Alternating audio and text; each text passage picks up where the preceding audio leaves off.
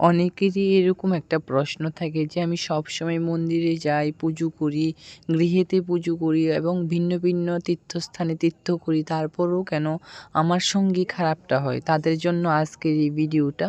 যারা এই চ্যানেলটিতে নতুন তারা অবশ্যই চ্যানেলটিকে সাবস্ক্রাইব করে রাখবে এবং সবাইকে দেখার সুযোগ করে দেবে শেয়ার করে।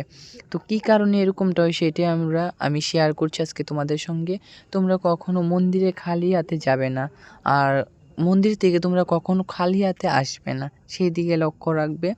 হচ্ছে গিয়ে যখন মন্দিরে যাচ্ছ কোনো কিছু নিয়ে যাবে এবং মন্দির থেকে আসার সময় একটু আশীর্বাদ নিয়ে আসবে। শূন্য হাতে কখনো মন্দির থেকে আসবে না।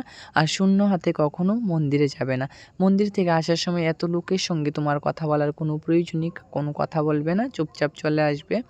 কোনো উদ্দেশ্য নিয়ে যখন যাচ্ছ তারপরে এসে হাত মুখ ধুইয়ে সে আশীর্বাদটা একটা ভালো জায়গায় রাখো। দেখবে তোমাদের মঙ্গল হবে। ইচ্ছা